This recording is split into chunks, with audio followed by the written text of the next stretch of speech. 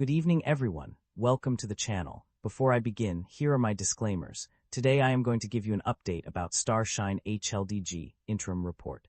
STAR SHINE Holdings Group Limited offers a diverse range of businesses and services, including manufacturing of lace, provision of dyeing services for lace and swimwear manufacturers, footwear business in mainland China and Hong Kong, involving plus design plus research and development plus sourcing plus merchandising plus quality control plus sale of casual and sports footwear. The significant increase in STAR SHINE Holdings Group's stock price over the past year can be attributed to several key developments. The company's entry into the intellectual property sector through its partnership with One Piece, an exhibition in China, has been a major contributor.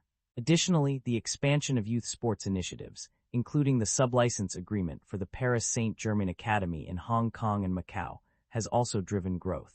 The broader market influence, particularly the record highs reached by global indices like the S&P 500, has likely positively impacted investor attitudes towards STAR SHINE Holdings Group. However, it is worth noting that despite these positive drivers, the company reported increased losses due to external pressures and operational challenges. The primary drivers of revenue growth or decline for the company can be summarized as follows.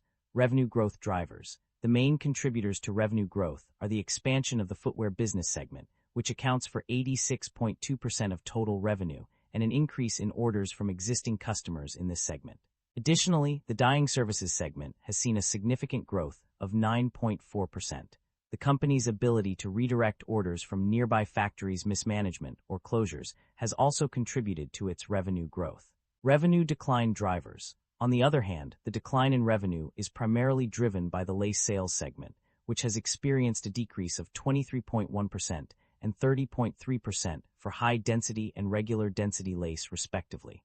Intensive competition has led to a decrease in orders from customers, while deteriorating performance and increased costs in the lace and dyeing business have also contributed to the decline in revenue. The company is indeed generating positive operating cash flow. This is evident from the financial summary, which states that the company is producing a net increase in cash and cash equivalents of RMB 69.96 over the 6 months ended June 30, 2025. Additionally, both cash generated from used in operations and net cash generated from used in operating activities are positive, indicating a strong ability to generate cash from its core business operations. The company's debt level has shown mixed results, with an increase noted on page 16 and a decrease mentioned on page 32. However, the interest expenses have seen significant changes. In 2024, the company paid RMB 1,454,000 in interest, but this dropped to RMB 151,000 in 2025. Notably, there was also an instance where interest expenses increased from 0 to RMB 1,566,000. The company's financial summary reveals mixed results across its segments. The footwear segment stood out as a top performer, with a gross profit of $28,383 and revenue from external customers of $248,873. Similarly, the lace and dyeing segment showed significant improvement, with a profit of $351,000 compared to a loss of $625,000 in the previous period. On the other hand, the unallocated segment struggled, with administrative expenses totaling $4,469 and an impairment loss on property, plant, and equipment of $4,447. The company's share of results from a joint venture also took a hit, with a loss of $8,054. In terms of regional performance, mainland China and Hong Kong showed a significant revenue increase from 2024 to 2025, although the exact figures are not provided in the extract. Unfortunately, there is limited information on the performance of other regions.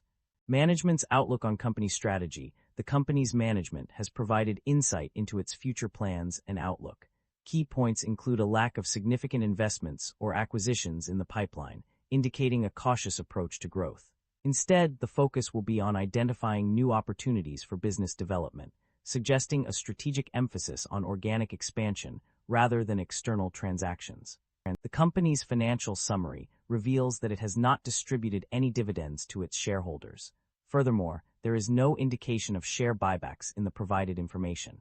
This suggests that the company has chosen to reinvest its profits rather than returning value to investors through these means. Concerns about inventory buildup and supply chain disruption. The company's financial summary highlights concerns about inventory buildup. The risk of inventory accumulation is evident before goods are transferred to customers, as mentioned on page 44. Furthermore, the write-down of inventories has increased significantly from RMB 198,000 in 2024 to RMB 565,000 in 2025, page 55. These indicators suggest that the company may be struggling with inventory management and supply chain efficiency, potentially leading to disruptions and losses. That concludes the financial summary for STAR SHINE HLDG. Feel free to comment below, and I will be happy to answer them when possible.